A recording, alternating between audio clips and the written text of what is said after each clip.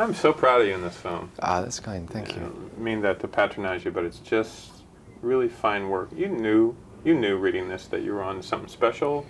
Yeah, it's hard to go wrong when you're given a platform to work from, i.e. someone like Tom Stoppard, great wordsmith and playwright of our time. And you know it's solid foundation to work from.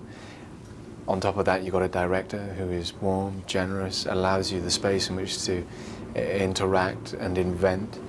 And then you've got this cast, extraordinary, endless list of extraordinary names: Judi Dench, Gwyneth Paltrow, Colin Firth, Tom Wilkinson, Anthony Sher. The list is endless. So you're in a unit and a family which is secure and is only going to invite interaction and joy and infection. And I think what's happened is it's boiled over onto the celluloid. And when I saw a screening, because I hadn't seen it before, and it was like watching a Shakespeare play.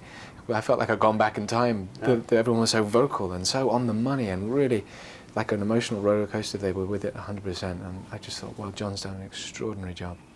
We have, we have a perception, and I'm sure in England and all around the world, the perception of Shakespeare is fairly aloof, pretty stoic, and a fabulous writer. But we don't know very much, and then to flesh that out, whether it's fiction or not, it's really a joy, because there had to be a human that functionated in life, or, Absolutely. functioned in life like all of us. I think a lot of schools kind of do him wrong and kind of present him in a very stuffy manner.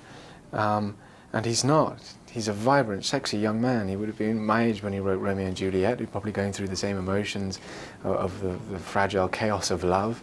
And he's a great reporter of his age, of his time, sort of a reporter of the human genetics, everything we go through.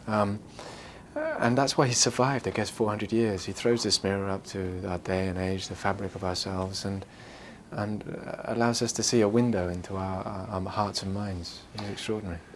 When you see Shakespeare productions, or when you're in them even, is there a big difference between American actors and British actors who do it? I was in Oxford in the summer, and there was a workshop called BARDA, where a lot of American students come over to do workshops on Shakespeare.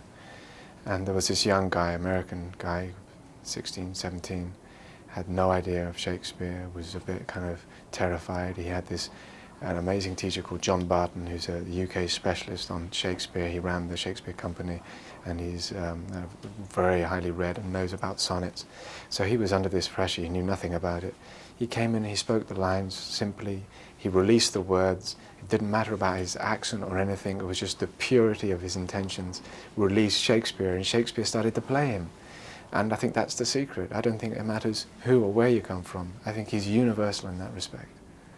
Last question about you. If you didn't make a dime doing this, if you take away income and publicity and notoriety really about filmmaking, Yeah. and just gets down the moment of doing it, what do you really love about acting?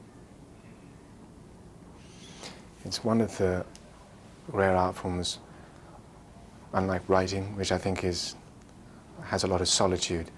What I love is interaction between fellow actors, and I love great writing. I respond to material, and when you have someone like William Shakespeare, it's hard not to be infected. He kind of shows you a pathway to your own personal knowledge. As a teacher, you look for gurus or teachers in this business. He's one of them, and there's nothing more special than to be placed in a unit, like a family unit, and I think actors are kind of like that. And there are rare moments when it clicks and gels and fuses. You don't know when it happens, but they do, and I think this is one of those moments. Nice work. Great. Very Nice to good meet stuff. you. Yeah. Great.